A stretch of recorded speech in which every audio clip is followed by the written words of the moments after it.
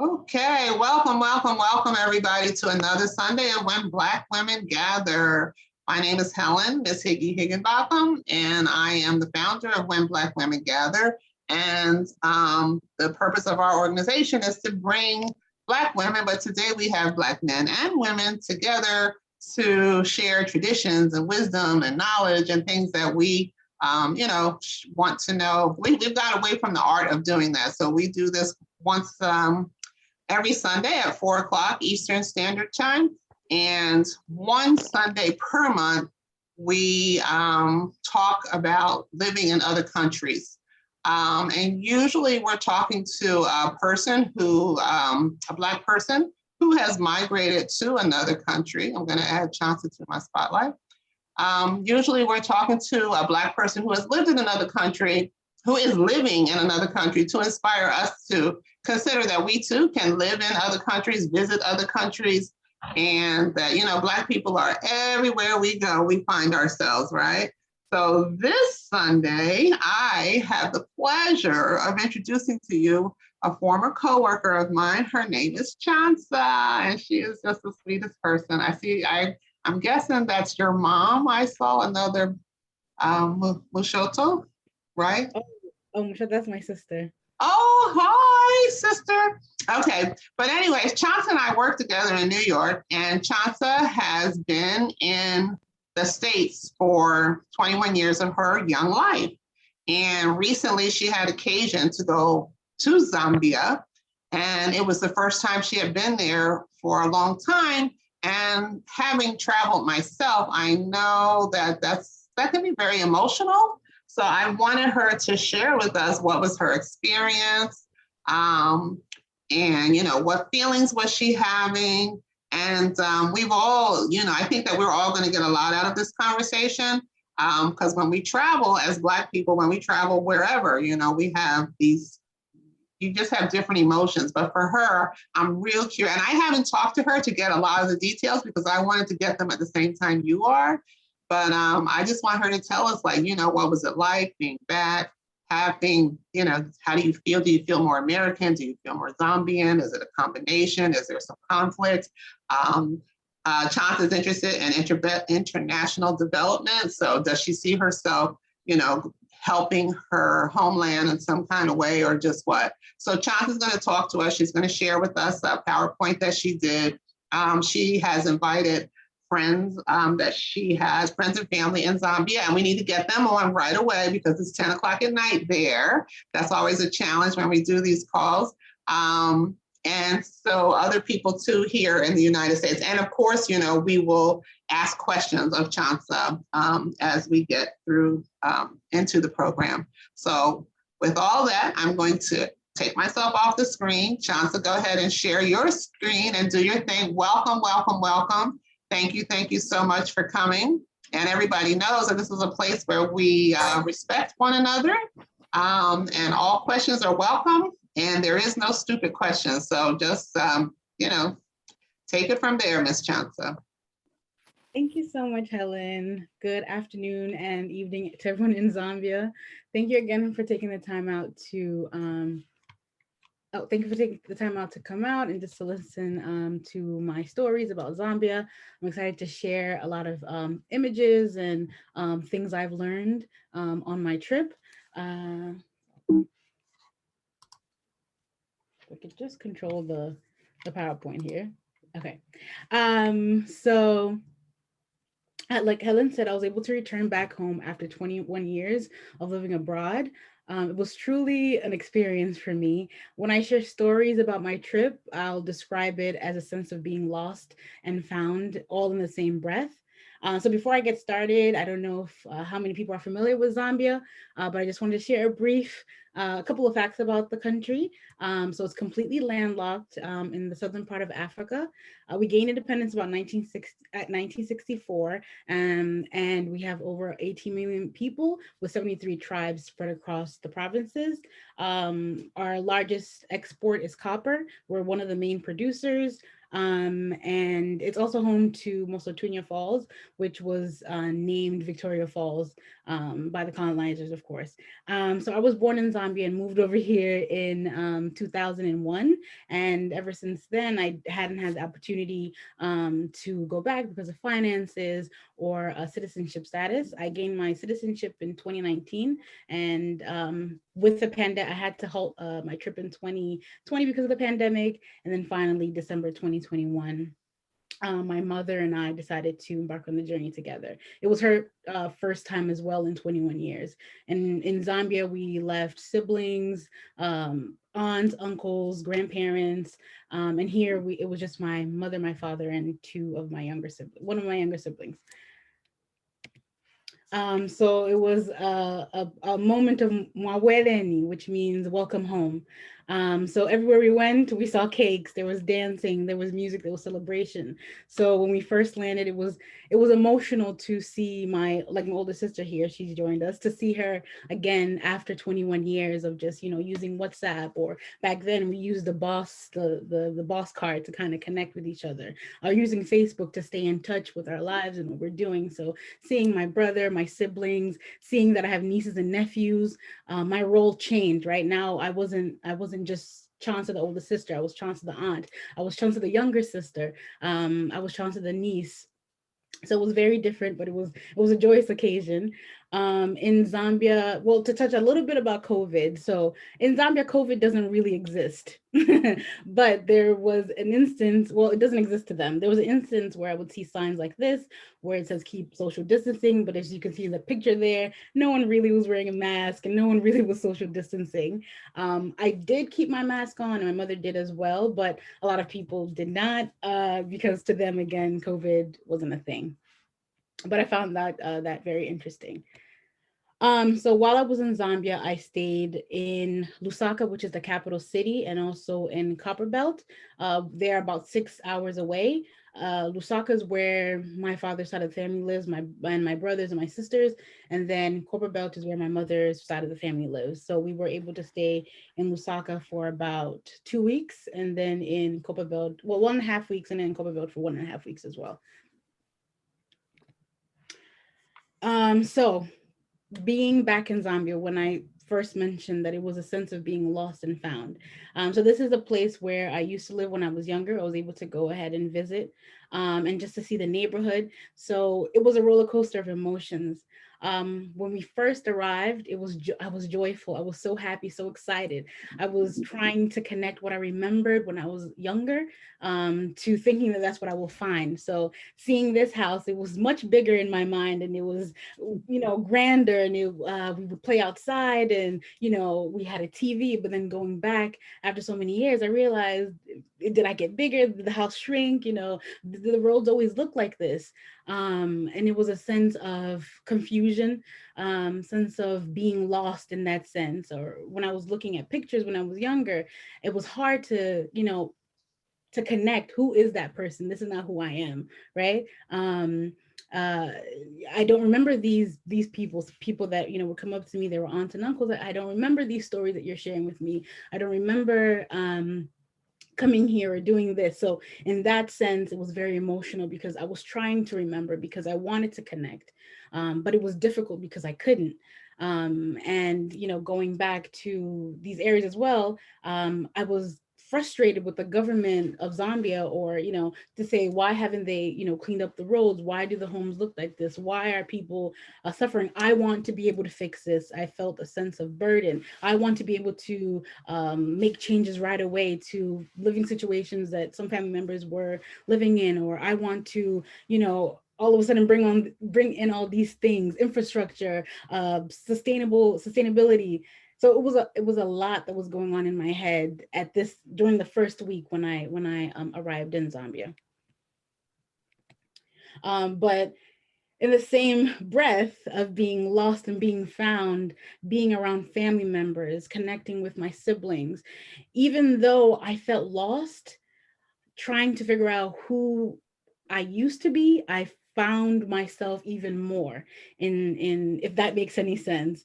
I found there were so many stories, so much history, so much tradition, so much culture in speaking with my aunts, speaking with my uncles, speaking with people younger than me. They even became my teacher, right? I remembering now an instance of my cousin trying to tell me how to pronounce clouds in Bemba. And I was so confused because, I just say clouds, even though I speak Bemba, I'll sometimes throw in some English. So I'll say Benglish. Um, so they became my teachers, and in every instance, I was just a learner. So in that sense, I became more found in my culture, although I stay, connected, but just being home, being on the ground, I felt rooted, is that the word I'm looking for? So it was just a beautiful time, honestly, being with family. And a beautiful thing that I found is the culture, the community that is within the markets. So every day we were walking, there were no Ubers, there were taxis, but it wasn't as available. You couldn't just call the phone and say, "Hey, come pick me up here." Kind of have to schedule it. So we were walking a lot. It was the sun was intense, but I got used to it after a while.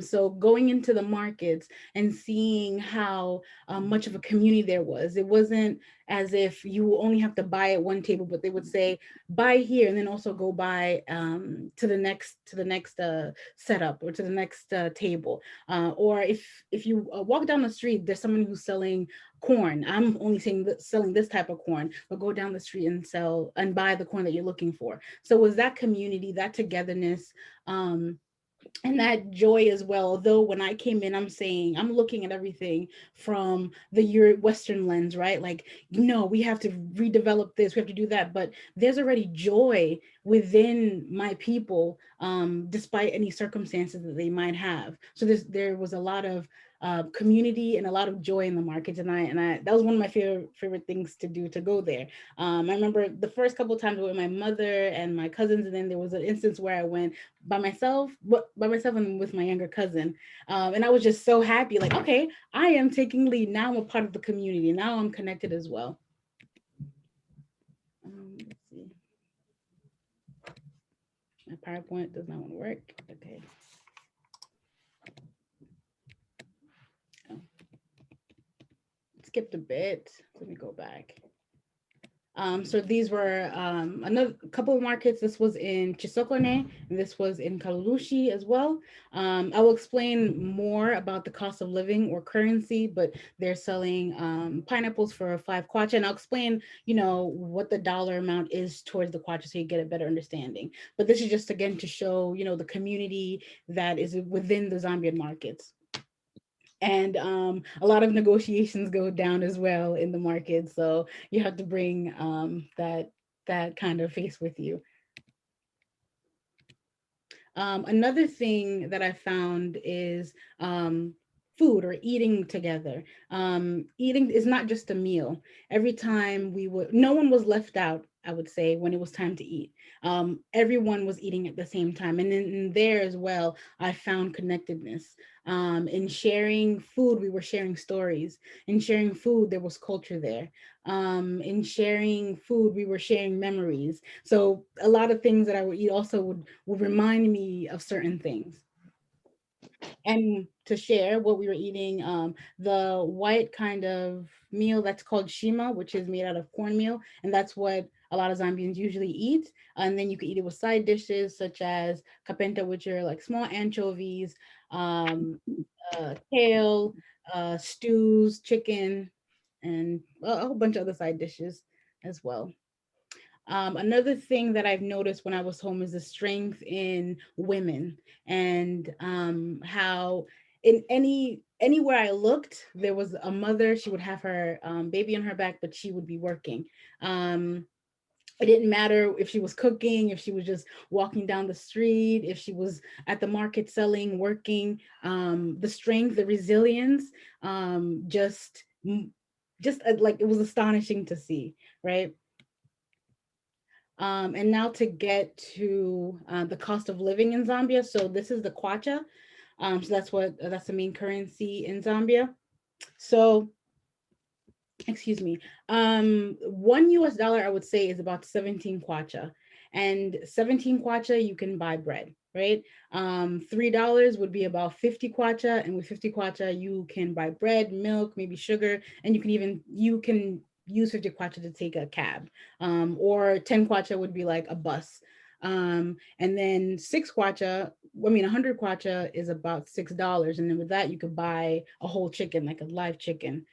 So compared to the dollar, the kwacha is very small. So there I found that it's very easy to invest back home, very easy to build infrastructure, easy to build any kind of businesses, just because the cost of living in Zambia is remarkably low to the currency in the United States.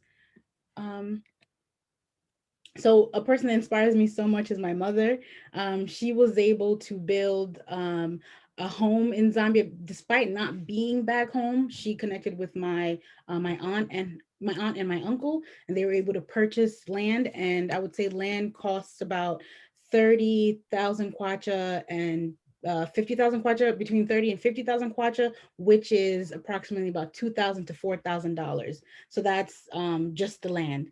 And she was able to acquire several properties, build a home with 3 bathrooms, 3 bedrooms, and have her own water supply in her area. And that, I would say, that is about, altogether was about like 5,000 US dollars, 40 to 50,000 US dollars, excuse me. And she was able to even build her own restaurant. So investing is doable, especially if you live in the United States. Investing in property, investing in businesses, even if it's like Airbnb, if it's building grocery stores, it's doable in Zambia. And that's something that I've taken with me. Once I came back, I was able to work on a renovation for one of my family members using 700 US dollars, transforming it and putting tiles in, working with some plumbing with just 700 US dollars. Let me go here. I think my PowerPoint is frozen again. Please excuse me. Oh, that was the end, but okay. So yeah, so there are areas of development. Sorry, Helen, did you want to say something? Oh, no, go ahead. So they have, there are areas of development where they have built malls like the Mukuba Mall, which has, ShopRite. They have the Hungry Lion, which is like a KFC. I love it. It was so good. I wish I could have taken it back with me. And they even have, resorts or hotels. I saw that they had casinos there as well. A lot of influence from China. One of my papers that I wrote was, my thesis was on the topic of China being more of, what is that? Exploiter instead of an aid, right? Foreign aid. Zambia receives a lot of foreign aid to develop in terms of infrastructure, education, health. And China has a large footing in Zambia, so they have a partnership with them. And there's even now newspapers that I ran in Mandarin, or they have certain spaces where they have taken over copper mines, or now they're hiring more Chinese workers. They're taking space where Zambia should be able to develop. So although Zambia is receiving a lot of foreign aid, where is the foreign aid going? Because of corruption, of course, and then because of influence from China.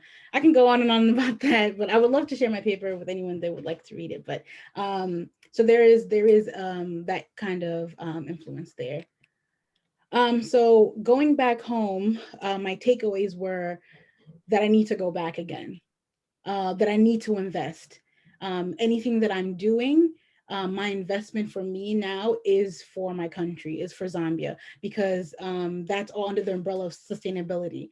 The UN does have the Sustainable Development Goals that they wish to achieve. I believe it's 2060 or was 2030, but seeing where we are now in the world, I don't even think that we can reach that then. But to be an actor for me and to aid towards that goal is to build infrastructure, or to maybe build my own organization. There was an organization that I saw, well, an organization. It's called DAP. It's a DAP program where they have clothing that is sent from America and is now in Zambia. They have like little stores everywhere, and people are able to go and buy quality clothing from like it's like H&M, or they have like Sears or Target, something like that.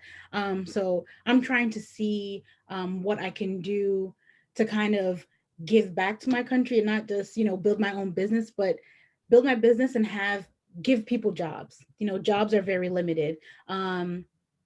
Give people opportunity to have things in their locations that they don't have, right? So some areas maybe you don't have a little a store where you can buy basic necessities, things like that. So my next steps are to partner with people back home to build, to invest in different kind of areas, and even if it's housing as well, and also to get counsel from my parents, because they've been able to build homes, they've been able to build businesses, even if it's like businesses in the market where you open up a shop and then you have people rent it out. That again is, although it's your business, but you're helping because now people have a job.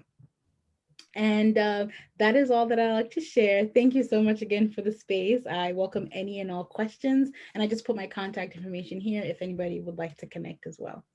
I have a question. Yes.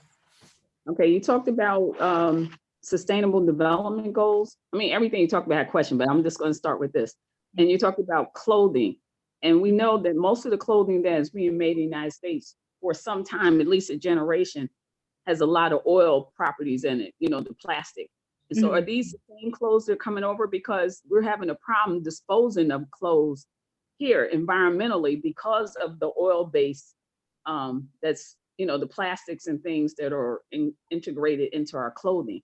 So are you guys looking, do you know if they're looking at that, then the impact of that clothing coming over and people using it and then trying to dispose of it and not being able to really dispose of it environmentally? In terms of like the Zambian people or the Zambian communities or the government?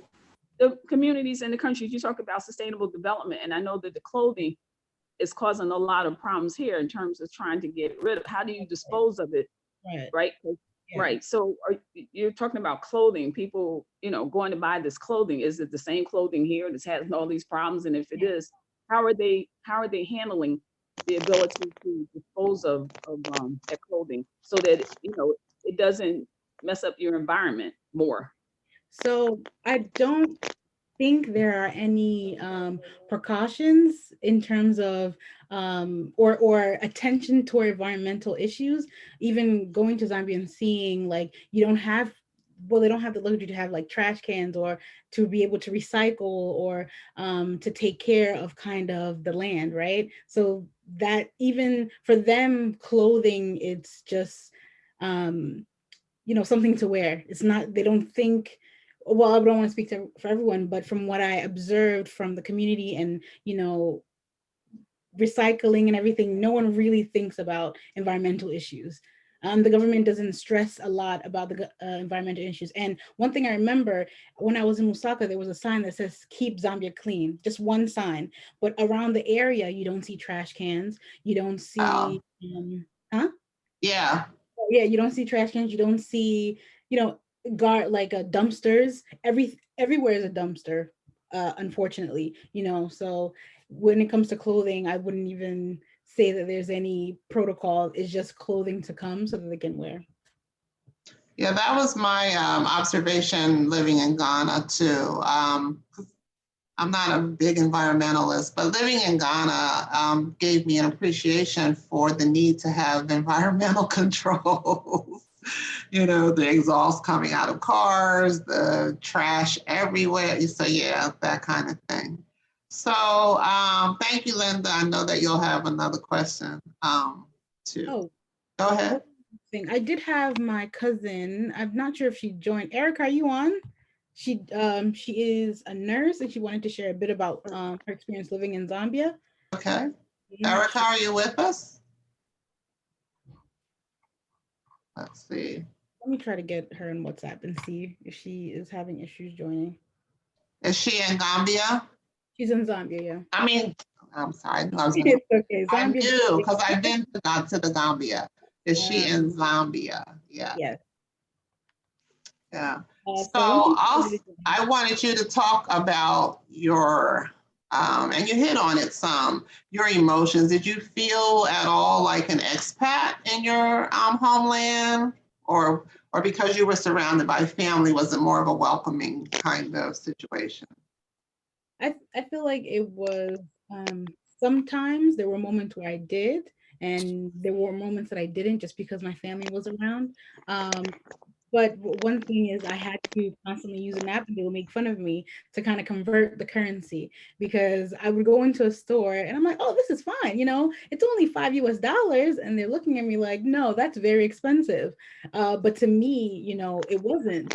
Or in certain instances where when, like I mentioned about the market, I couldn't hang at first, or, I kind of needed help and direction. So there are moments that, and I do have my sister too, and she can kind of share some stories of how I was a Point little. her on screen, your Uh, sister. Maggie, can you turn your camera? Hi. Hi, Hi, hi. Maggie. I'm trying to find you so I Hi. can bring you on Yeah, screen. Let yeah. me see. Yeah, so that was interesting. I'm trying to play it off while I'm looking for Maggie on screen. I'm horrible at this.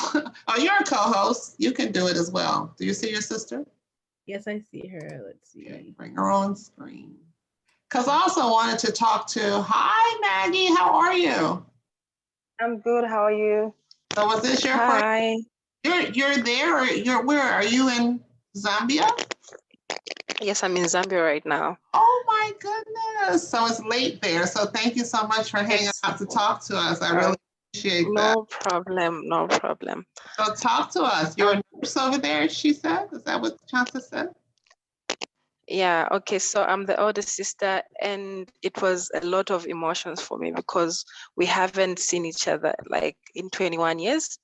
So it was a lot of like pain, happiness, sadness, like a mixture of emotions. But it was really nice that she came through and she did experience a lot. I know it was a lot because I would see her.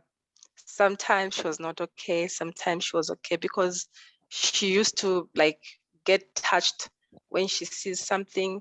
Example, there's a day we were walking and then we passed by a relative's house and the house was not okay.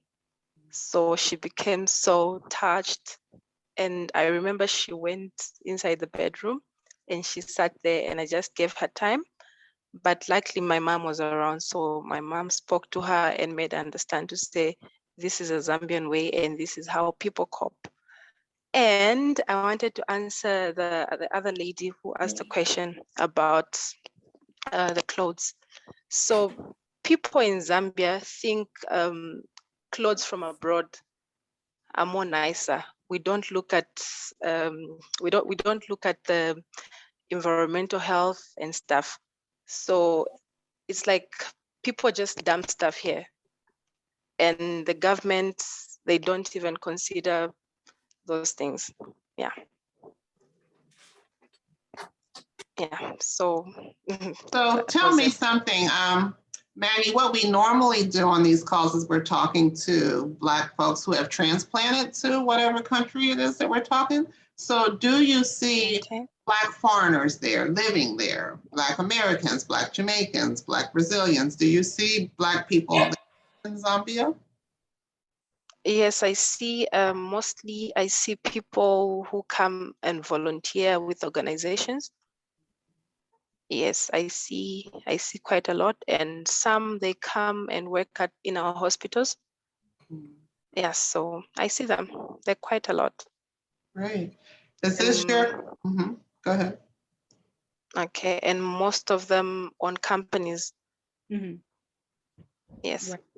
Yeah, I wanted to mention that I did see when I mentioned China's influence, they have Chinese doctors there. They have even Indians that own like stores. Like remember the store that we went to purchase housing decor, housing needs and stuff like that. So they do own a lot of businesses, a lot of hospitals, and those aren't things owned by locals. Mhm. Do they employ locals as though?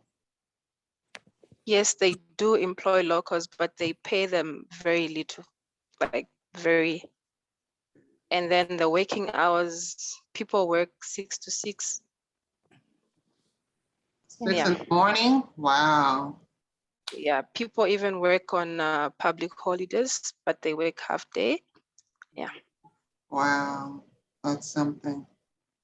Yeah. So I see Erica. Is this the Erica you were wanting to bring on screen? Yeah, yeah. So sorry, I'm late. Oh, no. We had a problem with, yeah, we had a problem with network, No. but I'm glad that I found you people. Yes, we're glad that you found us. Yeah.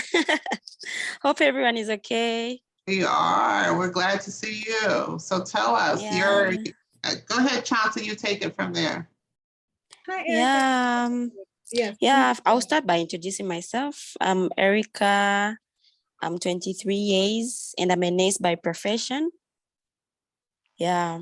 So what I would say is living in Zambia has been so nice and really had a good experience. So like I found you people discussing and I saw a question which came as what is the medical system that side? Like someone asked. So I think that is my area of concern concerning the fact that I'm a nurse. So it's got my attention, I would say. Yeah. So what I would say about that, considering what I've observed for the time that I've been working in the hospitals and in the clinic, there are poor medical facilities in Zambia, I would say. There is no quality medical tools to use in the hospitals, because you would find that when a patient is sick, you can imagine they can even be asked to go and buy a simple needle and a syringe so that they can be injected. Can you imagine that? So it's in terms of medical facilities, it is not good, I would say, because I've observed it. I've been working in hospitals and clinics for quite a long time. So I've observed this for quite a long time. And I think maybe they are trying to improve in that area. But as a nurse, because it really touches me and I really feel the pain of the patients. So I'm really working hard, at least to help those patients, maybe open a pharmacy or a drugstore, at least to provide medication or even needles and syringes to those patients. At least it might help them. So in that area, I think we are really lacking as Zambians. So what kinds of things, and Chansa, any of you all can answer this, people who are on this call. And Chansa, there's some questions in the chats I wanted you to, if you all can look at those and answer any of those questions, that would be great as well.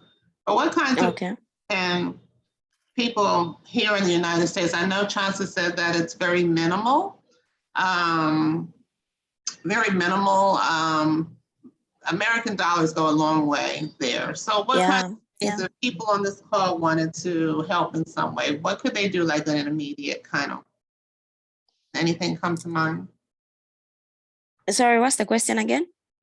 If Americans, or it's not just Americans, if people on this call wanted to help in some kind of way, what kind do you think they could do? And Chansa, you were there, so, and you kind of know, so. Erica, okay, Chansa, you can come in first. Okay. So in terms of aiding, it's important to, I think, work with someone that is in Zambia. I use the example of my mother working with my aunt, just because sometimes you might think that you're, working with an organization to help Zambia, but they're really not doing what you think they are, right? Or the money goes into their pockets. And so I would say really connecting with a Zambian local to kind of, if you want to, if it's like supplies or schooling or healthcare, someone that really is already based there. That's what I think is the best to do. And my mom is here too. I think she can speak to that as well. Mom, bring her on screen so we can hear her. Okay, you can answer us to that as well. Okay, okay, Erica, start first and then I'll chip Okay, in yeah, later. let me come in first. Like the way Chansa said it, there's a need of a connection, like someone who is in Zambia, then help comes through that. But then not just someone who is in Zambia, someone who's got experience about the things that they're talking about. Like, let me give an example of if you want to provide school equipments, maybe for children who are in school, let's say books or pencils, you can't just give them to anyone in Zambia who has no idea like what's going on about school and everything. Like someone has to have an idea of those things that are being provided for. So it's not just someone who is in Zambia, someone who's got an idea and feels the pain of people, who knows how they are going through, like what people are going through, the pain that they are going through, the experiences that they are having in the hospitals, someone who really understands it.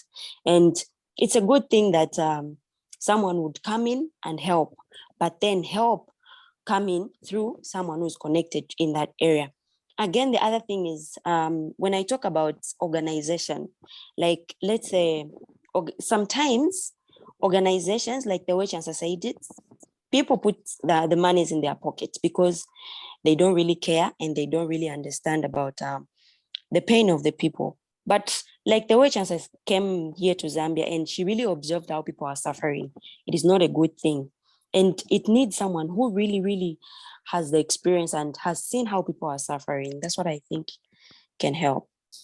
I just wanted to add one more note. Erica just reminded me. So it's very important as well because sometimes what I've noticed is you can donate something, but it Mhm. goes nowhere, right? The poverty, the cycle continues. But doing something that has a long lasting effect and will continue to help people moving forward is what is needed, I feel like, on the continent. Because we have all these organizations, they'll dump let's say clothing, like was mentioned, right? People, of course, there's a need for it, there's a dire need for it, and they'll get what they can. But then the people that come next, they won't have that opportunity. But let's say we go back there, you build a facility where a homeless shelter or something like that, where now you have employees, right? Now you have a constant cycle of people come in, they go through it, and then they're able to get out, and that and so forth, right? Even like schooling, right? Education is so important. It's impactful, of course. It helps a certain group of people, but then again, we need to think of things that will continue to grow the community and continue to help people, not just in that one moment, although that is very important as well. I'm not saying it's not, but something that the sustainability for me is just all about Yeah. sustainability. Yeah. You know, Yeah, you're right. it makes me think of right before pandemic, I was in Kenya and I met a woman who said that, it's a matter of asking people for what we make assumptions about what people need without asking them. And so she had invented some panty that had an inserted what do you call it? I haven't used one in so long. Sanitary napkin. And she said because people would send sanitary napkins from abroad, not recognizing that the ladies need underwear. Like you can't wear a sanitary napkin without underwear. So it's just a matter of education. And so she was, encouraging that we, ask first. Don't just assume that we know. And that's a part of the reason that I would ask the question. Like we can't assume what you need. Is your mom on the call, you said, Chansa? Yes, yes. She is here. So, Mom, do you want her to answer any question or just her Oh, overall? just come on and say hello, and then we'll pepper her with questions. How about that? Okay. Okay, 1 second. I see questions here about the politics. What are the politics there? Can anybody speak to that? So politics in terms we are is democratic. So we just actually elected our newest president. Oh, I mean, Erica, you're there, so you can speak. Yeah, yeah, I can speak. There's no And how problem. how election season went actually, and level of corruption. If you could touch on that, that would be great. Mhm. Okay. So to start first, we just had our new president, Mr. Haka in the Hichilema, yes. And we do the elections every after 5 years. That is when we change the president. So I would say there's quite a lot of corruption in Zambia. Yes, especially in terms of elections, because you would find that people are being bribed. They are given fitenge. Hope they understand that. Itenge. Yeah. Oh, cloth. A wrapper. Yeah, Yeah. like cloth. Yeah, like a cloth. They are given that. Then other people are given money, though not enough, maybe just 100 kwacha, just to bribe them so that they can vote for them. Now, when you look at that, when someone is given money just for a day, maybe 100 kwacha, and a wrapper or something like a cloth, just for a day, then they're asked to vote for them. Once they vote for them, then it is done. They forget about them. So I would say that is corruption in that area, because people are not voting because of what they see or what they feel that that person is going to work for them. But then they are being forced to vote for that person because they're being given something. And I believe you understand that is corruption. So this is the way we vote in Zambia. And I feel it is not fair in some ways, because they only give out money when it is time for elections. And now that we are no longer having elections, no one is giving out money. Those candidates that are aspiring to be presidents and other positions, they are not giving money because we have nothing to give them except votes. You get the point? Yes. So there's a lot of corruption in Zambia when it comes to that. How hard is it, Chansa, if your mom can speak to this? What brought you guys here? Does she not want to come on screen? Hi. Hi, Mom. Hi. So, I would like to know, like, what brought you? First of all, we can't see her. Hold on, let's try to move this. Okay. But I would like for you to talk to us about what brought you to the States, and how difficult it was to, one, leave your children. That had to be hard. And how hard was it to get a visa? So welcome. Hi, nice to meet you.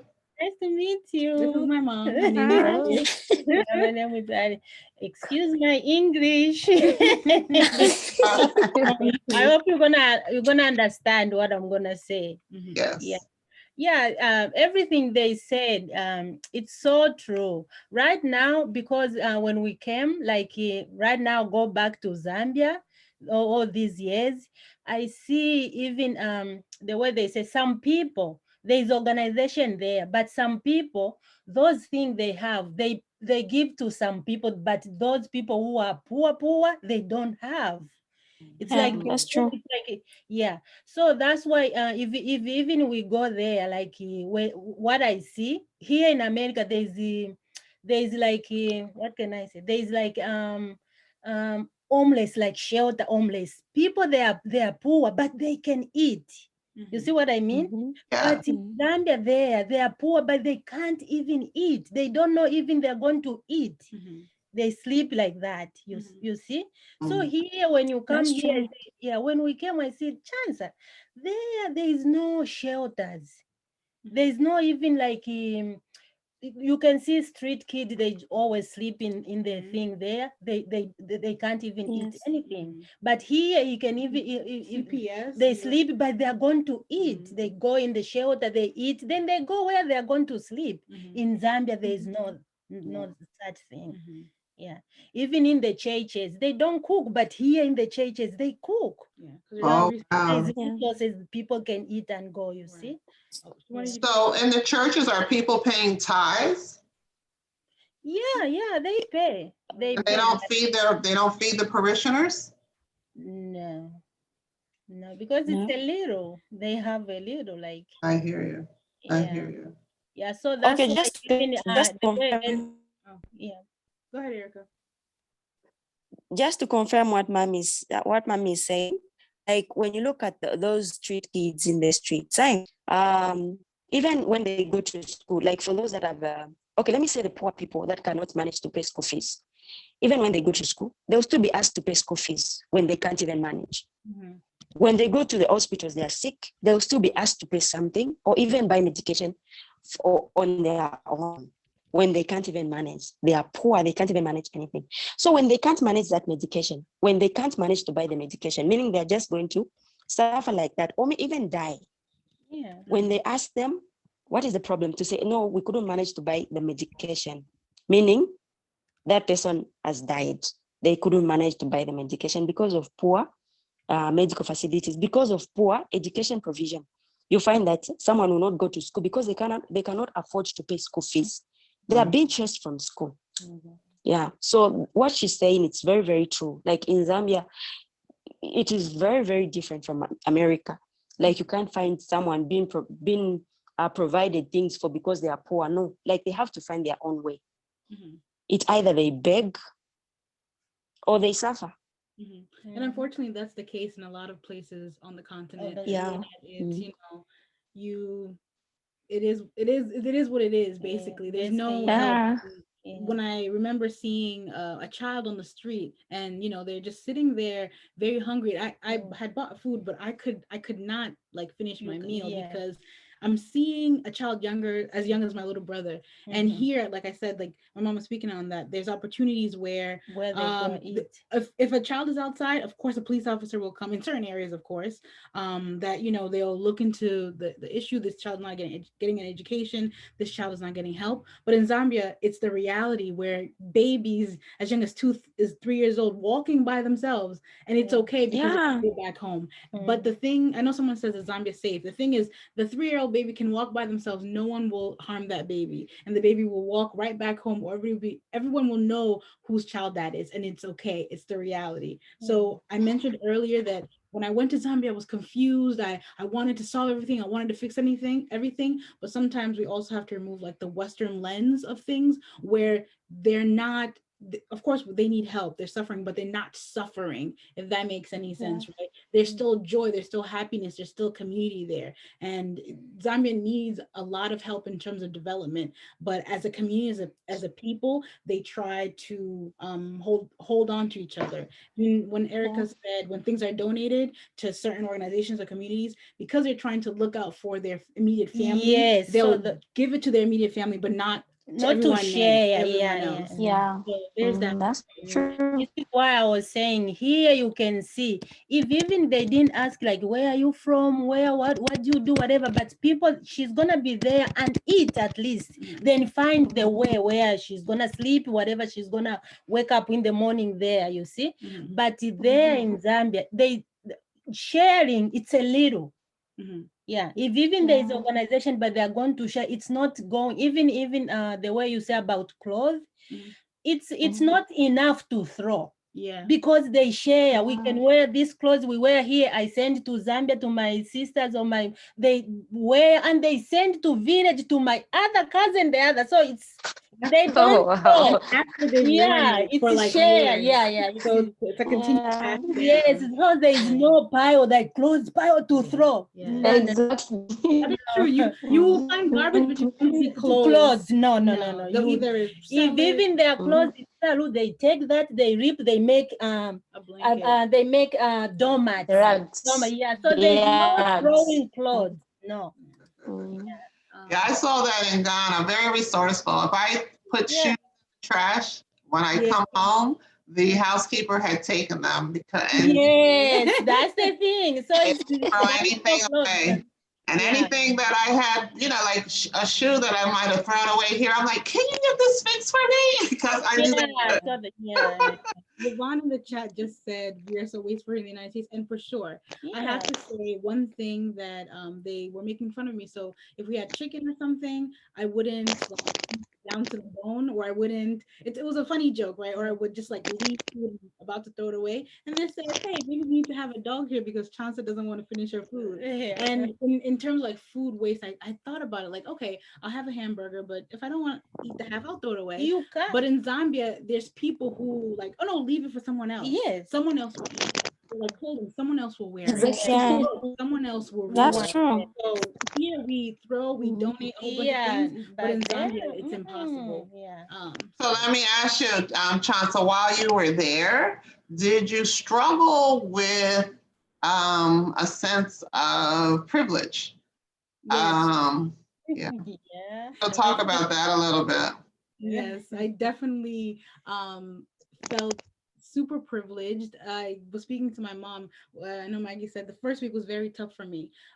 So there were moments where I'll talk to my mom and I said, why me? How come I was able to come to the United States and I have all these things and I'm able to come, you know, for me, it's like a trip. I can come back. I can leave Zambia after all of this, but I still have family members that are here. So I felt super privileged. I felt like I didn't deserve anything that I have. There was moments in time where I felt that way as well. And then I told my mom at one instance after visiting other family members, it felt like I wanted just to give everything away, almost like rip myself apart, like just take everything. Like I want to give everything. So there were moments in there, and she just had to remind me that, you know, this is a reality, but they're still joyful. They still find joy despite not having all. So even if I was to, you know, give everything away, it's not enough. It's not enough, but what I can give, whatever I can give is enough. So that's like a double, is it a double? Yeah. Yeah, it's like, yeah, so it was very, it was like I said before, I was lost and then I was found just in the same breath. That's the best way I can explain. That's beautiful. It makes me think of a guy that I met when I was in Ghana who said, I'll never forget it. He said it took him coming to America, trying to be American, to appreciate that he was an African. Yeah. Kind of same thing. So, Mom, can you talk to us about, you know, what brought you here? Was it difficult to get a visa? It was. We sell, me and my husband, we sell everything, even the bed we used to sleep. We sell everything to just buy the ticket for my husband. I was he came first. Yeah, he came to America first. Me and my kids, we was there like for two years. Yeah, just me for and my 2 mom years. and my siblings. And then and then he came here, you work, he send the money. It was so hard to get just the visa with the kids. Even now, people are like, wow, you went there with 2 kids?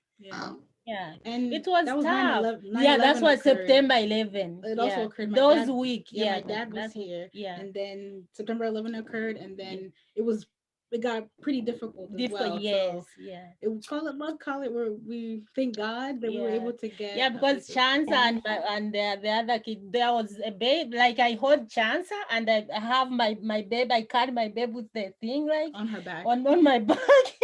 Then because it was a lot of security and they saw me like go. I was like, thank so God it was like by chance. Because getting a visa is very difficult. My God. A lot of people very difficult to be able to fly to different places, but in Zambia they restrict. They have a strict kind of code. And you know, their family members have tried to get visas, but it's difficult because they don't want people to travel outside of the country because they fear that they won't come back. Of course. So there is that. I did want to mention one more thing. It's a little off the topic, but just to talk about the community again in Zambia, about how connected we are. One thing I found interesting, or it is interesting in my culture, is that we can call each other's mom or dad. So like Erica's my cousin, but she calls my mother. I call, you know, so I was calling her mom my mom, and my uncle's dads. And what's different, what's amazing about that is that I'm never without a mom, never without a dad. Exactly. So Erica calls me her sister, although we're cousins, and so forth, and it goes like that. So even if like my sister Maggie, she's in Zambia, my dad's brother she calls him dad. So there's that kind of structure of like we're all family. Right. I'm reading in the chat. It says, what is the day-to-day interaction with the Chinese? We know that I don't think I've been to a country where I didn't see Chinese. I can answer that. Okay, so the Chinese provide jobs to our people here in Zambia, but the only problem they have is they don't pay well and they mistreat workers. Sometimes they even pay them in coins, you know? So it's really a problem. Something happened recently where Chinese bought a mine in the copper belt, So it's time to pay people, and people have been working overtime, and they make them work so hard. So they paid them like 1,000 kwacha. I don't know how much it would be. Chansa, can you please help with converting? So 1,000 kwacha is it's less, and these people Yeah. are using the same money for transport. They need to send their kids to school. They need to feed, you know. So they were complaining, and our government, they don't even do anything about it, because every time they go, government officials go, they just bribe them with a case of money, and then you never hear anything like that again. 1,000 reference is $65. And on top of that, Maggie, they pay them, it's a month. Mhm. Yeah, $65. it's a month. They can work 6 to 6 every day until month end. When it's a month, then it's time to pay. Then they say, oh, there's no money. Mhm. You see? Yeah. Some people, they work even like 4 or 5 months. They don't pay them. Mhm. Yeah, Yeah, without so getting paid. yeah, so it's a lot. That's horrible. Horrible. Edward, I see your hand is up. Did you have a question for the ladies? Yeah, but I sent them to you on, well, since I'm here, my name is Edward, and I'm starting to see a similarity between most, I'm not going to say all, most Black countries run by Black people. So my question is, what type of government do you have? Are they corrupted? And how much of your natural resources do China owns, the Chinese government, the Chinese companies own? Okay, you can go. Touch on that, or do you guys want to share? Okay, let me talk about the corruption part. Like I earlier stated, the government, they are so corrupt. Like everything that comes, they want to at least get something. They don't care about the poor people. They don't care about the people that they are governing. All they care about is the money and just, taking care of their families. That's all. And coming to the other question, which talked about, what's the other question? No? What type No, of government? Is it a dictatorship? Is it? It's a democratic. democracy. Yeah. No, that's the worst thing. But go ahead. Yeah, it's a. I don't know if you heard what I explained at first, to say what they do, because it is a democratic type of state. What they do is they, when it's time for elections, they would give people money, 100 kwacha, just so that they can vote for them. So you And get buy where them we're coming cornmeal. from? Yes, they buy them so that they can vote for them. Just after they vote for them, they forget about them. So that is the problem that we have. The problem in the United States too. You all were putting the questions in the chats, but you all can come online and ask. I see a question here. Is it safe for Americans to visit Zambia? Yeah. Yes, it's When very Yeah, safe. it It's is. peaceful. Mm, The people are Yeah. coming. Yeah. it's very safe. I did want to share a bit. So I did write about China's involvement in Zambia. I know a lot of people had a lot of questions in regards to China and in relation to workers in Zambia, and if they're I think who just asked a question before this, or No, I that asked, was hard. it was the chat. It was my question in the chat, because China seems to be going all over Africa Mhm.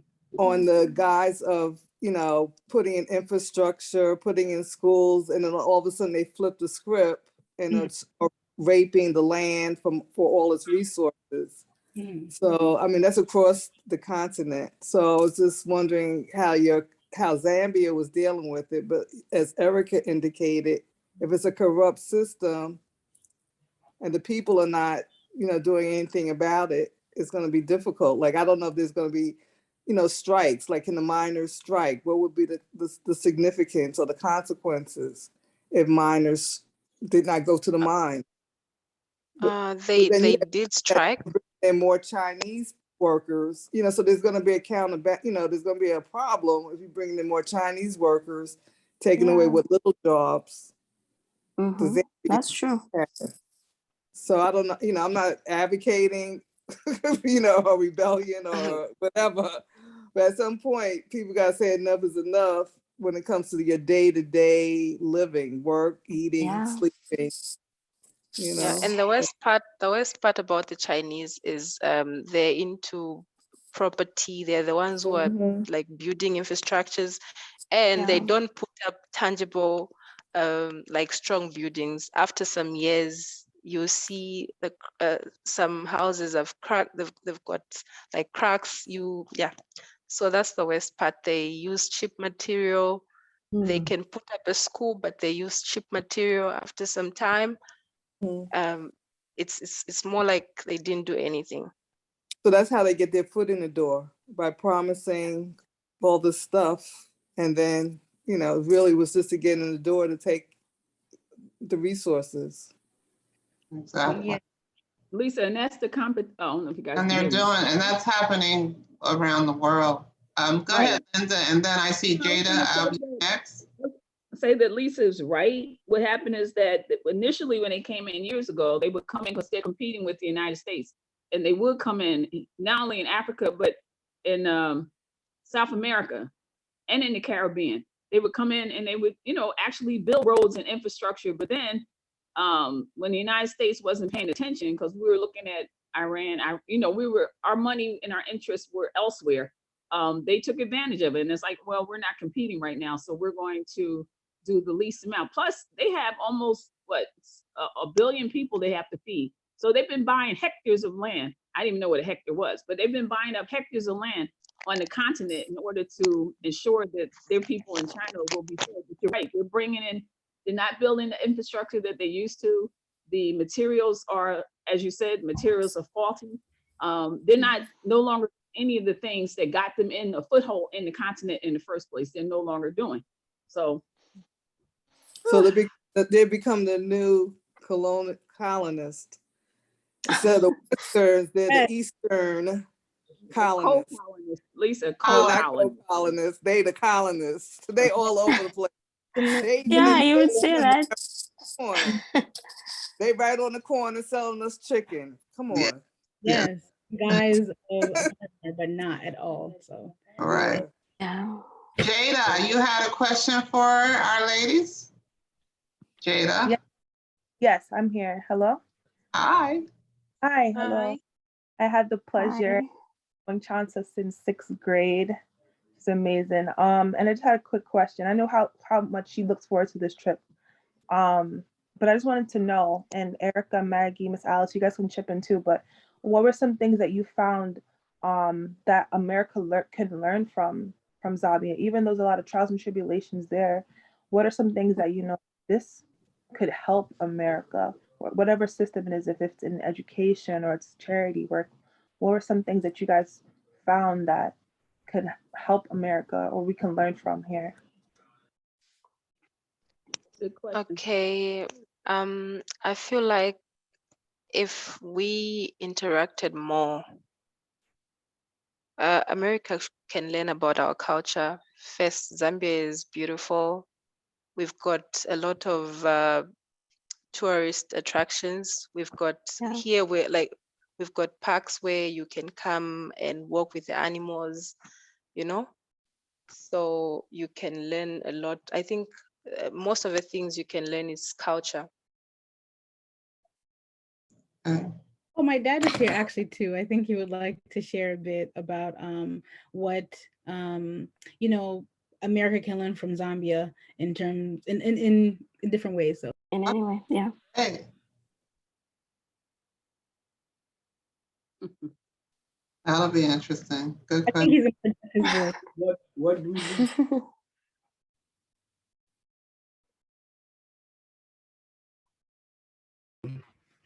Natural, the wonders of one Yeah. of the 20 wonders of the world. We have Victoria Falls, Mosotunya. Mosotunya, and we have We can't, does he not want to be on camera, Chansa? You did? Oh, okay. He is. Oh, hey, Dad. hi everybody. Hi. Or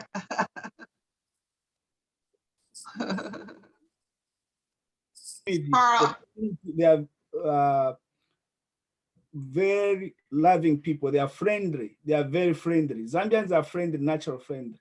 Yeah. And when they see you, they will treat even a visitor better than their own people. Yeah, that's true. That's true.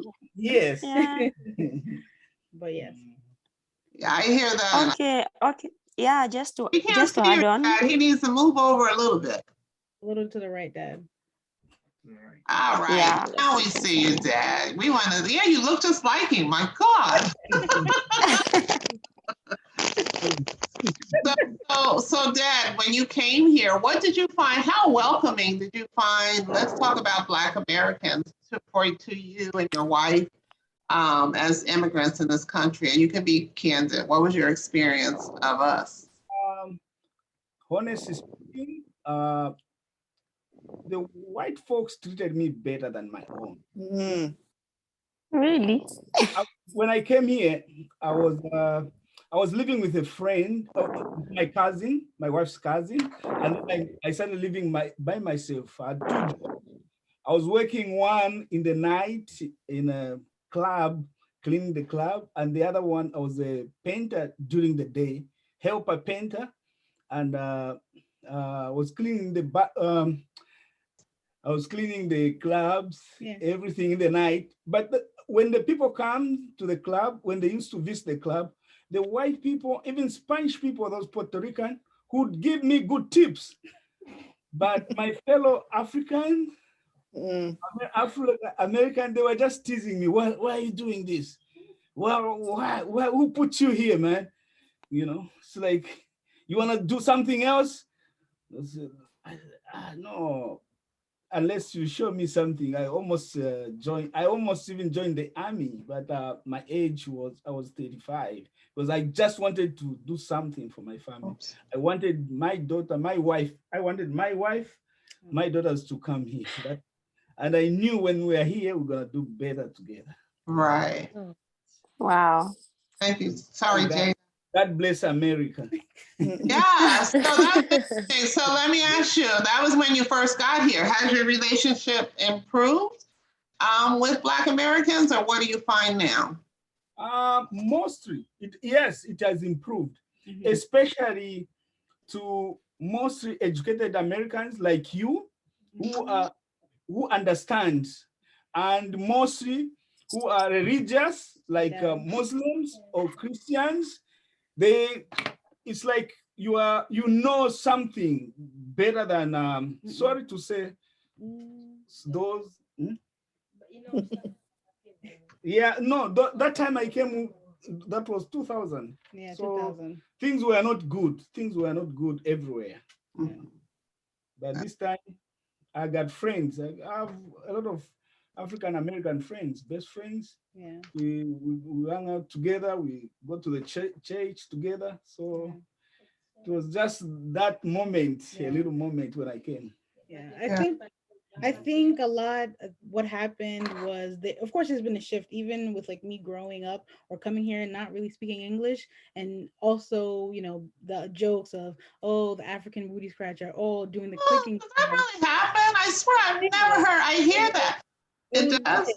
It did. I was severely bullied as a child of being darker, having dark complexion, even within, you know, my peers, of mom.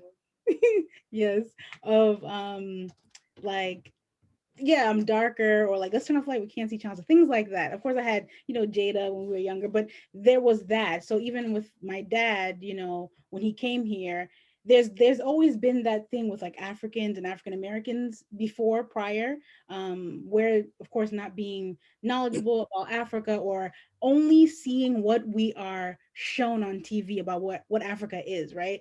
Only seeing Africans as being savages, and then Africans as well seeing they're only given, the European view of white people of being the savior, right? So when they come here, it's that white people have the notion of here's the white man's burden again, or let me be kind to you because you're poor. And Africans have this sense of white people are much better, they're on TV, we see they're rich, we see this and that. And that, I think that's where really we come towards a clash, or where we used to come towards a clash, where now the media's changed, we have control now of what is perceived, right? Yeah. So people can go on TikTok, on social media, and there's more of a globalization, so you don't have to travel to Africa now to know what's happening in Africa or what African people are like, because now we're more connected with the internet, and now we're more connected through other means of like culture events, like just something like this, when Black women gather. I don't think we would have had this back then in 2000s, where we can kind of have this dialogue to get to know each other, and people who haven't been to Zambia now have been to Zambia because you're speaking to locals like my siblings or even someone who's from Zambia. So I think that's what my dad was trying to say in terms of the differences, that's what I saw even growing up or being bullied, is that there wasn't a lot of knowledge, and it's just what we were shown. So yeah. So Helen, go ahead. I want a question about COVID-19 and influence. The reason why I ask, because I'm looking at the location of Zambia to the equator, and we know, from the science that vitamin D is really important, the sun is really important.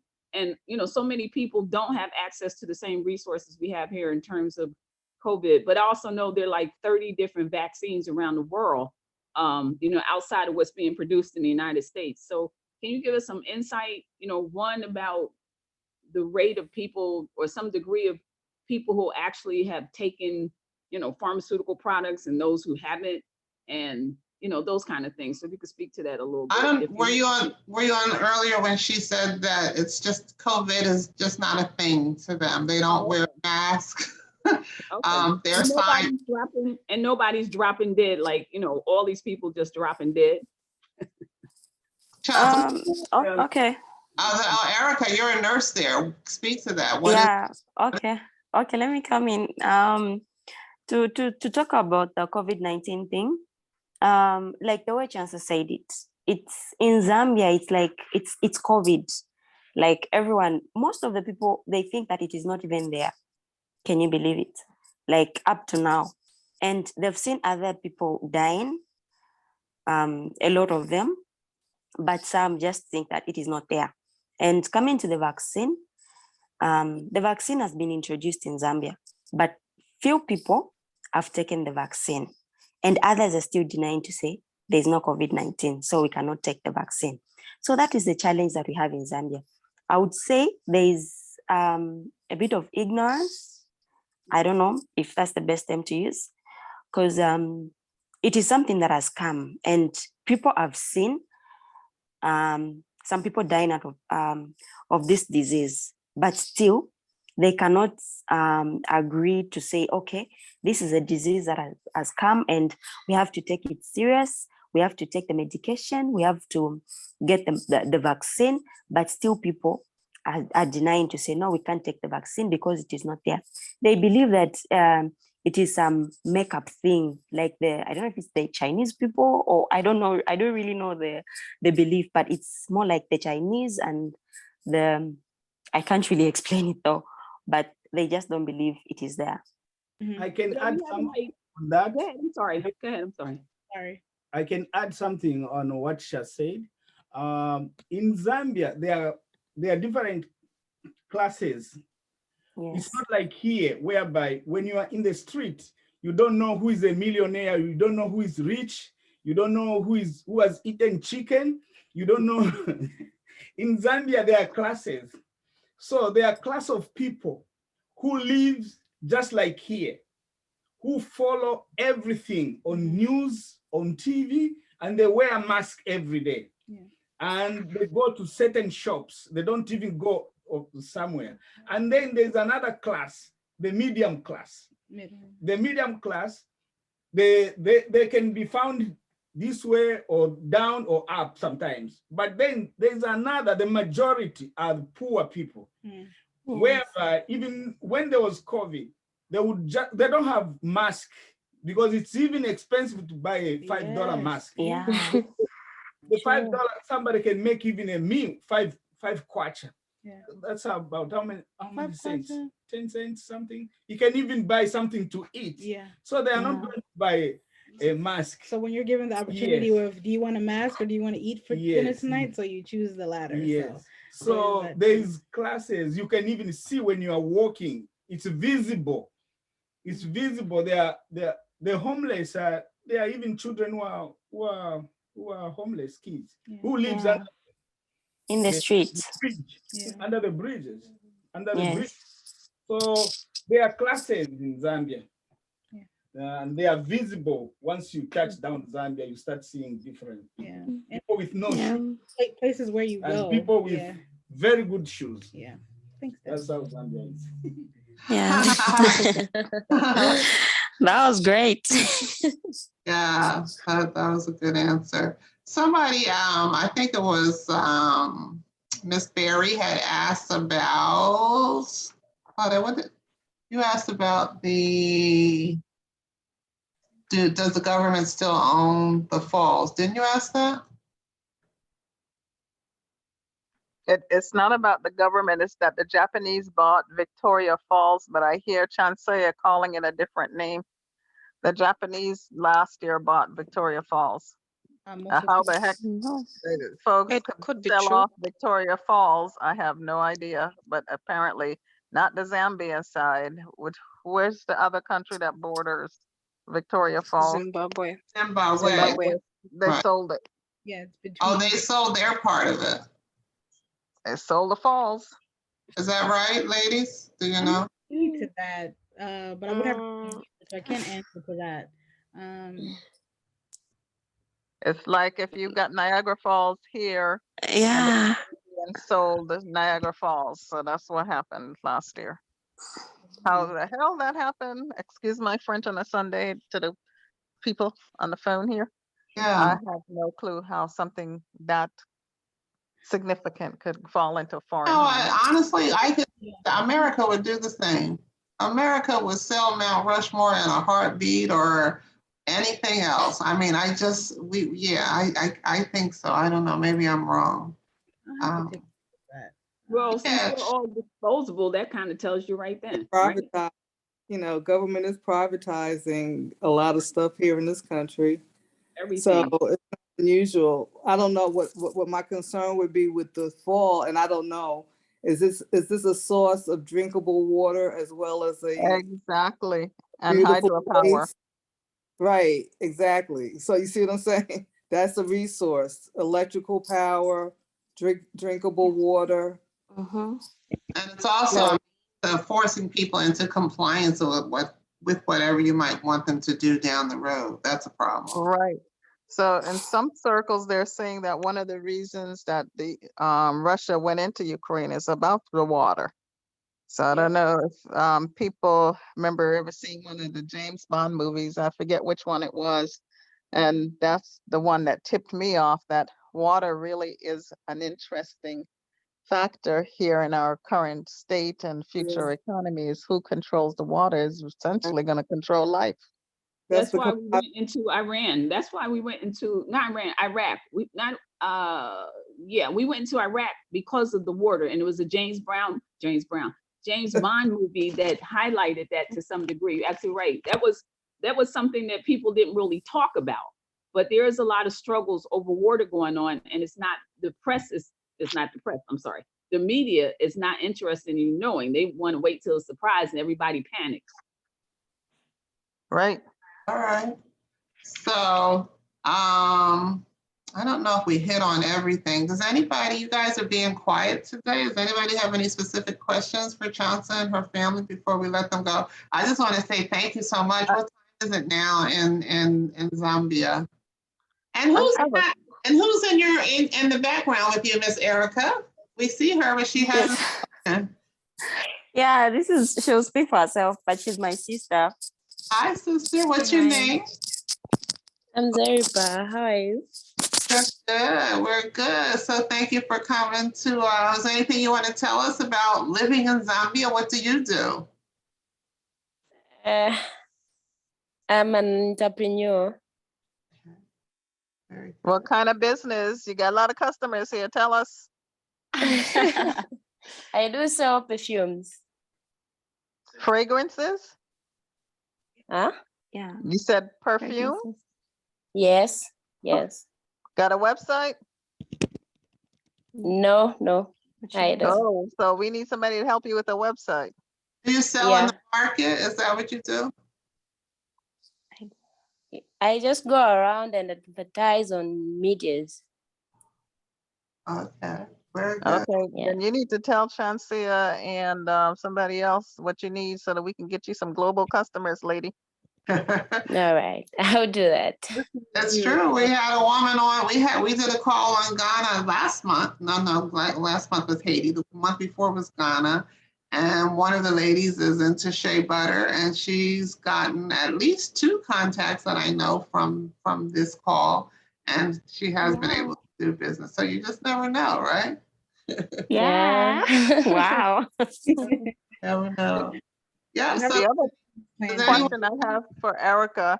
Erica, in my company a couple of years ago, I remember someone from Africa, I don't remember where they were from, was collecting prescription bottles because, as you know, as you're alluded to in other conversations, there's a lot of throwaway economy here.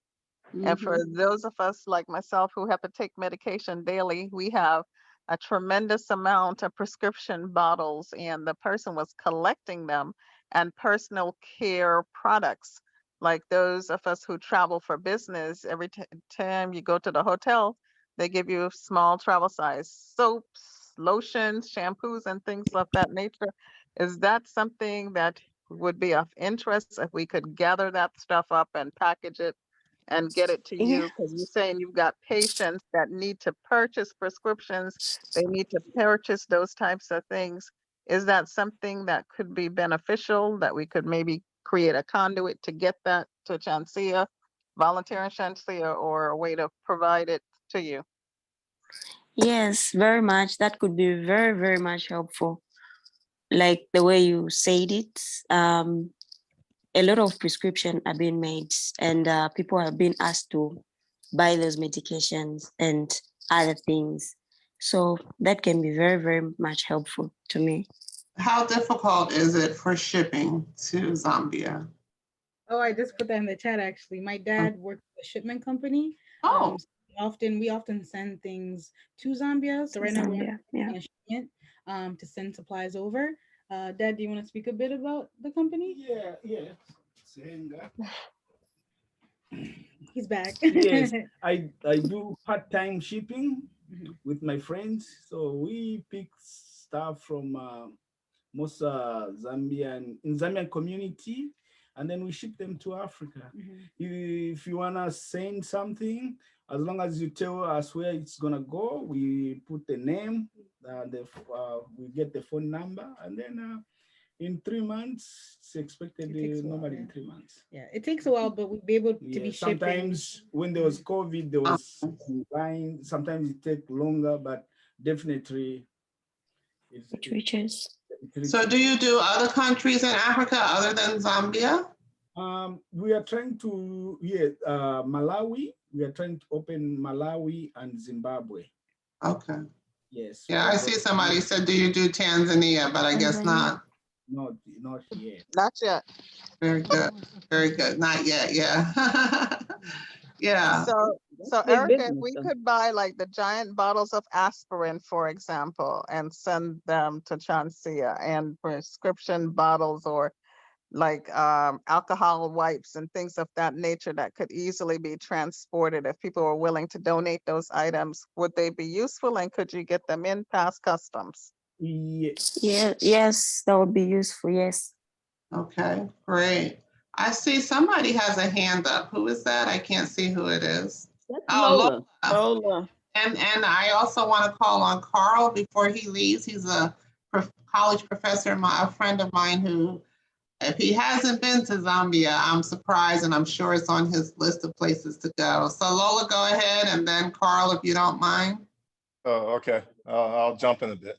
Thank you for coming.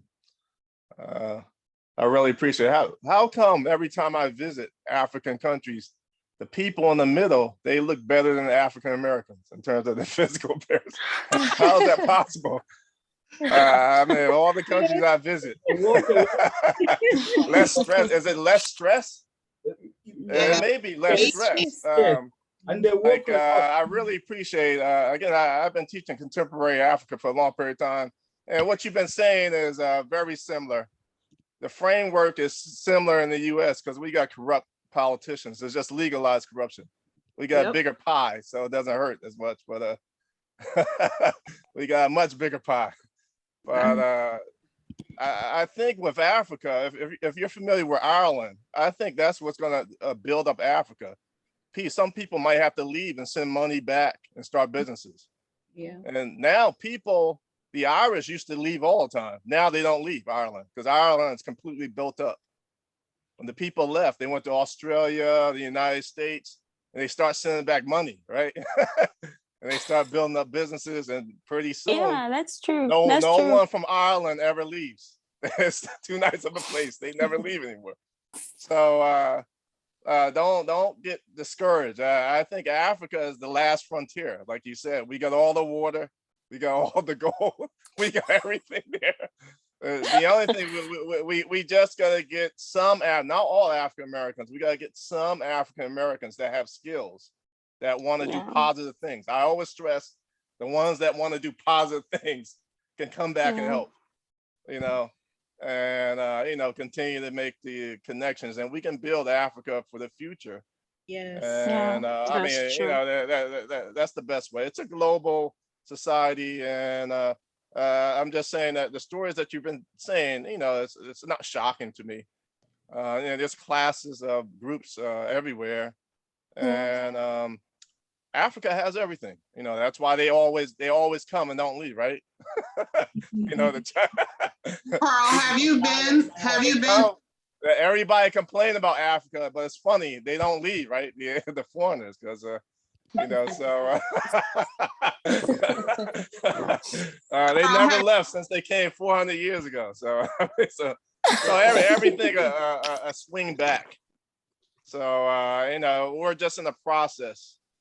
And I've been to Botswana and Angola. Botswana is a bit different because they have less people, and everybody rich. So they don't really get no people walking around.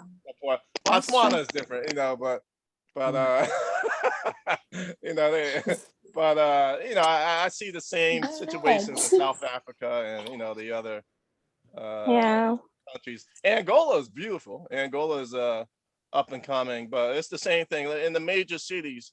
You see very good development, and you have people who have money, and obviously, but you go outside a bit where the older people are left in the village and stuff like that, and sometimes the kids and stuff like that. It's a difference. But we just got to stick with Africa. We just can't let people from the outside take it away, because we got everything. That's all I have to say. Thank you for listening. Thank you. Thank you, Carl. Lola, you had a question for the ladies? Yes. Hello, everybody. Thank you for coming to talk to us. I have a comment and a question. When I listen to this, it just breaks my heart, because it's almost like every country in Africa has terrible leaders. Even though we have all these resources, our people don't get to enjoy anything because we have leaders who are selling us out. And I'm just wondering, we need to find a solution to this problem, because it's common around Africa. I look at, from what I hear about Zambia, it reminds me of Nigeria when I was growing up, in terms of, we had resources, and things weren't as bad as things are in Nigeria today. We didn't have oil like we have now. We have even more resources today than we had back then. But we didn't have as many corrupt leaders. We didn't have as many poor people because we lived in the African way, so that you always had people around you who care about you. You always had several fathers, several mothers, so you never were homeless or anything. Today, it's more like here in terms of poverty and homelessness. And we have cities, just like we have cities in America, mostly Black cities, that in which their leaders are Black, but we see all the poverty in those cities. It's kind of the way I see African countries. We claim that, you know, we are Democrats, we're democratic countries. And America likes to brag about the countries that are democratic, but then look at the suffering. It just seems to me that we don't have a system that works for us. And we need to find a solution to that problem, because I'm tired of hearing this. There's the same problems everywhere in Africa. So what do we do? What is it that those of us that are here should be doing to help? Zambia is not at the point that Nigeria is right now, because I still have more hope in Zambia than I do in Nigeria, because you don't have the kind of crime that exists in Nigeria. The time will come, if things continue this way, the poor people, those poor people who don't have anything right now, would be the ones that will be committing crimes, because they will resent the people who have a lot so much that they don't care. Now in Nigeria, people get kidnapped for money. I'm afraid to go back to Nigeria because I could be kidnapped for money. So we need to stop this. We have to do something about the so-called leaders who run these countries. We outnumber them. Yes. That's serious. And I think, you know, what we lose sight of, and I think Carl alluded to it, is we have the same issues here. We just call it something different. It has a white face, and we, you know, and it's so funny because I think Chansa's father and Chansa too might have said, you know, unfortunately, when I'm in, you know, these African countries, or even in you know, so let me just say in Black countries, you know, there's this fascination with the United States and anything American. I remember when I went to Senegal, it was on a tourist kind of thing, and the tour person met with us and told us to bring stuff to barter. And I don't know about you, Chansa, but I hate bartering. It's like, what's your price? But, you know, in these countries, if you don't barter, then they don't respect it. So I remember him telling us to pack, you know, he said the ladies like anything red lipstick, red fingernail polish, lingerie, you know, stuff, you know, just fancy panties, or, and then he said t-shirts. So I'm thinking like t-shirts, nice t-shirt. And, you know, of course, we all have a zillion t-shirts from those marathons. Not that I've done a marathon, you know what I mean? Walkathons.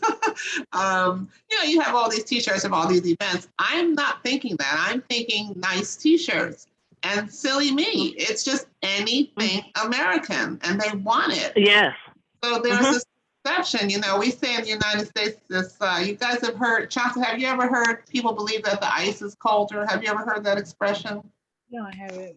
No. Oh, it's the same thing Black Americans do. As Black people, sometimes we think the ice is colder, like white ice, or the grass is greener. It's the same kind of thing. So when you hear people say the ice is colder, there's this perception that the ice is colder elsewhere. And it isn't, you know. And I found in Ghana that, well, even in Senegal, my experience has been that, you know, is it foreign? Is it non-African? Because then we really want it because it's non-African. And, you know, is it American? And, you know, and then even like here in the United States, where Americans, a Chinese person can open up a shoe store across the street from an American, a Black American, and he can sell his sneakers for $5, and the Black man will sell his sneakers for $5.10. And what will Black people buy? We'll go buy the Chinese guy's $5. The cheaper one, yes. So I don't think, I mean, we too talk about Africa, but it's a problem for us as a people.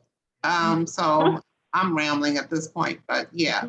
So that's something that we have to work on globally. Yes. Yeah. So it's unfortunate. Yes, Dad, what did you want to say? Did you want to say something? Yes, it's I think if you want all the Black people in all Black countries to do better, the best way is to encourage each and everybody to own land. Because you see Chinese coming from China and buying all the land and start selling to African at a very expensive rate. You know, but if only everybody had opportunity to have land to show where somebody is, so that is one of the a step to go forward. Yeah, may I respond to that? That may work in Zambia of today, but in another 20 years, it may not work. In Nigeria, if I go to Nigeria now and I buy land and come back here, when I go back, it would not be mine. Somebody else will take it. And they would have a house there before I go back. And there'll be nothing I can do. So when you get to the point where the corruption and the crime it's insurmountable, that would not work any longer. Wow. There's still hope in Zambia. From what I hear, I see hope. But it can easily get out of hand. I think if we don't try to save the people that are living in abject poverty, we are in trouble. And the reason, it wasn't like that before the white people came, because we had our culture, we had our leadership, we had everything. But they came, they told us it was no good. And we're just too happy to get rid of everything we have and take theirs. And this is where it's led us. Linda was asking about clothing, the clothing items that we take to Africa. Nobody talks about the environment over there. They don't care. They can take all their junk from America and dump it in Africa and nobody would say anything. So, but when we see something foreign, we appreciate anything foreign in Africa. So if it's foreign, it's good. And Lola? it's killing us. Lola, I would just add that part of our problem, because I listen to indigenous people around the world, and one of the problems is that we've taken on the mindset of our settler colonists, and we think that way, we use the language. And when you were talking about Nigeria, when that oil, because that's what's going to happen to, hopefully not, but what's happening in Guyana and in Cuba, where they found oil, they're looking to do the same thing that they did to Nigeria. They've taken on the gang mentality in Nigeria. They've taken on the music, all these things that people have co-opted the good part from us, and we've taken on the other stuff. So you're right, Nigeria, when the oil, and like all other countries, whatever resources U.S. corporations, international corporation want, they come in. And when we talk about corruption, you cannot forget that the corruption is tied to keeping everybody confused so they can control the resources of the continent. And for those of you who don't know, there's a gentleman by the name of John Perkins. He was an economic hitman. His job was to go around in those countries, and what he would do, Idi Amin is the clearest example, but it's still happening. He would tell them, we'll put money in a Swiss bank account for you, right? We'll do it, to let us control the resources of the country. And if you fail to do so, and the head of Panama decided he wasn't going to do that to his people, and his plane exploded. So this is not something just happenstance. This is a plan to control resources. Wherever the resources that U.S. corporations or global corporations want to control, you got to follow the money. If you're not following the money, then people are going to distract. It's going to be a lot of distractions. But Nigeria, the Americanization or the Westernization of Nigeria has led to all the mass confusion. But most of the corruption, all the corruption, people say, well, why don't they stop taking those bribes and things? You don't know what's attacking. These corporations are very sophisticated. They want to maintain and control those resources. They will do whatever is necessary to do that. And they're doing it in urban cities like Newark, where you have all these resources. You got the airport, you got the port, you got all these resources. And so they're doing the same thing in American cities where you have, quote, Black leadership. Just like Putin wanted Trump to win the election so that he would get quick access to America. It's the same way in Africa. They never want the good leaders. So they will bribe whoever they need to bribe so they can vote for the one who would really be corrupt and mess you up. When the Chinese go to Nigeria, they put in place the railroad system. Now, if a train breaks down, there is nobody in Nigeria who can fix that train. We'd have to wait for them to come from China and fix it. That's how dependent we've become. Yeah, an oil-rich country. When I came to this country, I was proud to be Nigerian. Now, all they know about Nigerians is their criminal tendencies. When I came here, people would see us because my dad came with me and my sister, and we lived in Iowa first. On the plane going to Iowa, white people would see us, and they would just admiring us. Where do you come from? We say from Nigeria, oil-rich country. That's not what you hear today. It's sad what happened in Nigeria, and I would hate to see it happen all over Africa, but we are on our way to it. Yeah, all good points. So listen, folks, this has been a very informative call. Does anybody have any last questions that you want to ask for Chansa, or did you learn anything new about Zambia? I know I did. At least I never called it Gambia. I said, I'm going to do that. And I did. I think once I said Gambia. Actually, my first trip to Africa was to Egypt. And then my second trip, I did Senegal and the Gambia. And I have not, when I went to South Africa, I spent 6 weeks there, but unfortunately I didn't see any of the surrounding countries. So that I need to fix. Helen, let me just say lastly, because I grew up in an all Black community and very few people who weren't Black, Puerto Ricans, a lot of the cultural things, wherever you go places and whenever you've been taking us around the world with these, a lot of the things that they're talking about culturally are not foreign to me because I grew up in a Black community prior to the guns and drugs. And so a lot of that culture still existed, Tradition, African traditions, that's what they are. Yeah, yeah. And the thing is that I was talking about herbs and things other than, and Lola, and I have to finish our conversation, but a lot of the things that got us through the first flu, which was result of biological warfare during World War I. A lot of those people who were former chattel slaves, I had to get that in, actually knew things, and we don't know it now. A lot of things that they're telling us, we don't know anymore. We let them go and replace them with other people's stuff. And so, this conversation has been really helpful because whenever I had this conversation, it takes me back to the elders that I grew up with and the things they did, like, sardine oil on you when you had the mumps and all those things. Right. Lola, and you know what? Now what they call me. Okay. What happened? Did we lose Lola? Hello? Okay. Yeah. Lola, go ahead. Because what happens now is they take the same remedies that we used. They would do research on them. They find the good stuff, the benefits that they do. Then they make the medicine for us. And then we use their medicine. When we can get the natural stuff and put those in our bodies, that's what our bodies will recognize, those natural herbs that our ancestors used. And they don't want us to know about the herbs and stuff like that. And when you look at Africa, Africans are not dying at the rate at which Americans are dying of COVID. In Nigeria, COVID almost doesn't exist anymore.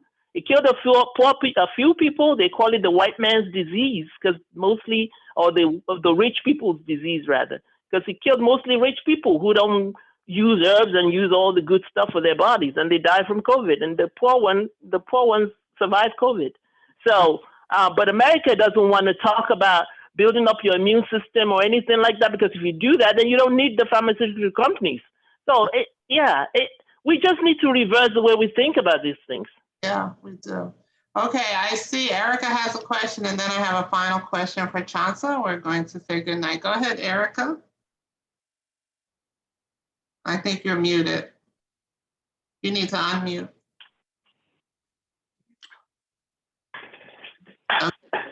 We hear you. Yeah, Okay, it's not really a question. It's a contribution on that part when we talked about corruption. I want to say this: corruption is not only on the political part. Something that has been happening in Zambia when we come to employment, I can tell you that it's been 6 years since they deployed teachers, and we've been having teachers graduating, but there are no jobs for them. And when it's time for them to be employed, those people that are responsible, they will need something like a token of money so that they can deploy those people. So you get how it happens in Zambia. So when it comes to employment, even the nurses, even the, like I can say, just every sector, before you get employed, you need to bribe someone. You give them money. Yeah. That's when they can give you the job. So Right. corruption But that's is how not it started. Yeah. See, that's how it started in Nigeria, but it comes from up from it's political, because for any department, if you want a job from the government, that money is going to the top, like the head of that department.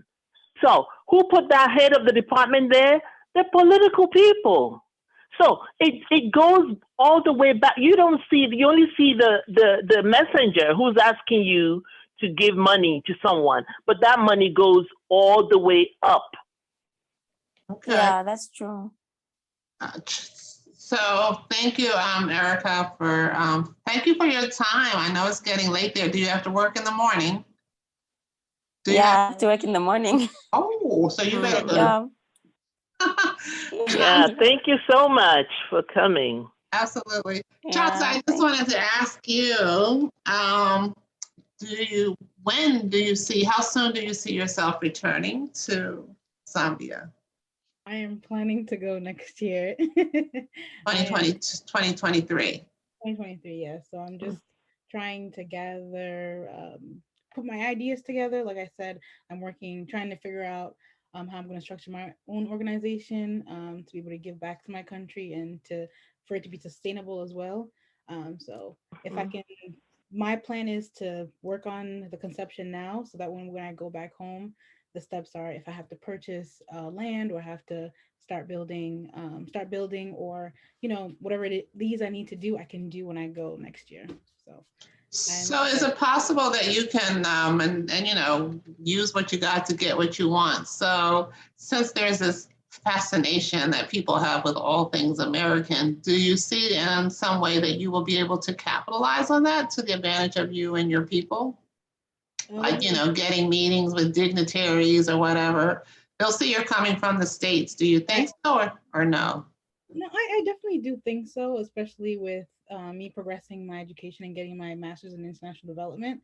I'm trying to build connections. The past election, actually, I was able to interface with a lot of people that were on the political party or campaigning for the new president. So I'm trying my best to kind of connect going back as well, showing face and going to certain events and conferences. I'm bringing my ideas forth because I have a lot that's going on in my head, and in the past doing my research with what's happening with development and the lack thereof, and infrastructure. I'm just ready to go back in there, and the way that I can do it for me the best is to go back home and like do a kind of like back and forth every year. Try to go back and check in on my organization or continue to expand and my family to expand. We're gonna do the business for Zaripa, Erica to get her pharmacy going and work with my parents as well. How about an NGO? I mean, what's involved in starting an NGO? Can you do that?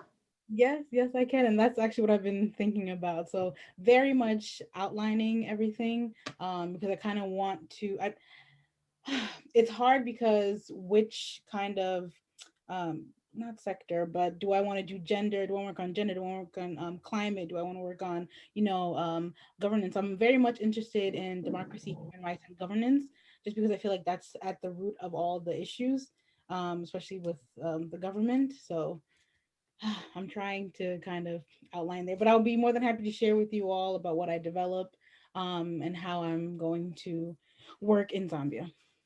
And keep in mind, there's a lot of different people on this call with a whole variety of talents and people who are willing to, to assist. So don't sleep on when Black women gather. We'll be here for you. And my sister, I have to plug in my sister Maggie as well. She works in the beauty industry, so she does nails and makeup and stuff like that. So we're also trying to set her up and create, again, a sustainable business, something that you can continue to pass on and not just there.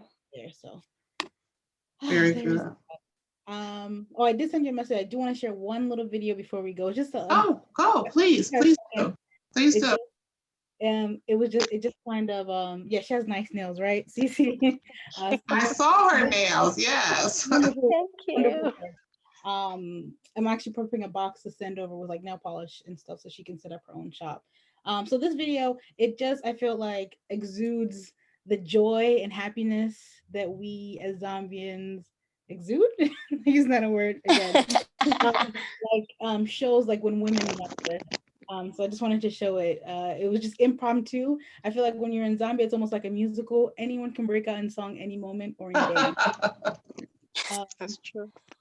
Okay, let's see it. Let's see. Okay. All right. Let's see if it plays. There you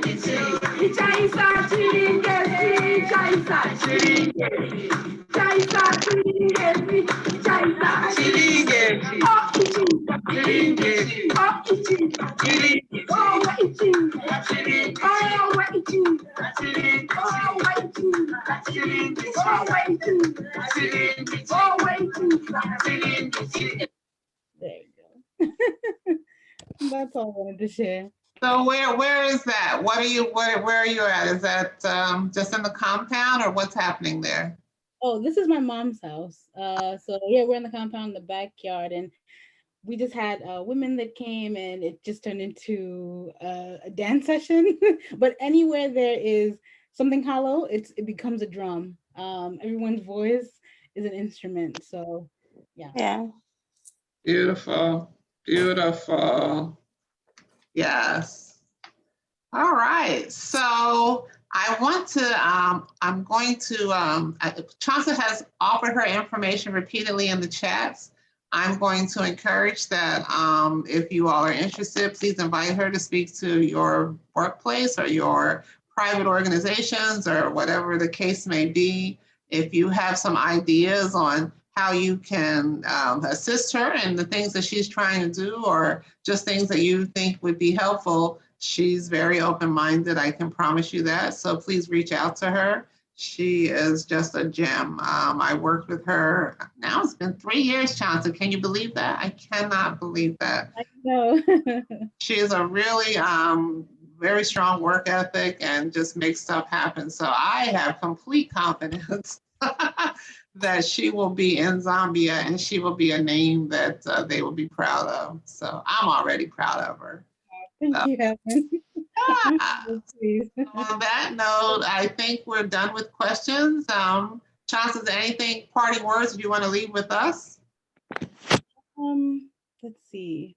Thank you again for hearing from me and my family members. I encourage everyone to go back to the continent, if it's not Zambia, another country. It's a very eye-opening experience. I wish to connect with you all, and I look forward to possibly working with you as well. Yeah. And thank you. So on that note, I'm going to stop recording. And as you all know, we can hang out for a minute. I'll tell you what's coming up next week. And we need to talk a bit about our sister over there in Russia. But we'll end this call and talk about that for just a few minutes and then call it a day. Chansa and your family. Erica, thank you. And Maggie, thank you for staying up with us. Okay. Thank you. Thank you. Thank you for the track. opportunity. What time is it there now? Well, it's midnight. Midnight. So yeah. Yes, you ladies need to get into bed. You're like Linda, that means you're past your bedtime. So we want you to Thank you so much. And I'll be adding you to our email list. So whenever you all want to chime in or check in with us, you're more than welcome. You don't need an invitation, just pop in. If there's something that you want us to know, feel free to just pass it on and I'll make sure I get it out to the whole group. And I can't thank you enough for coming to support not only Chansa in this effort, but us as well, because you made it that much more enlightening. So thank you.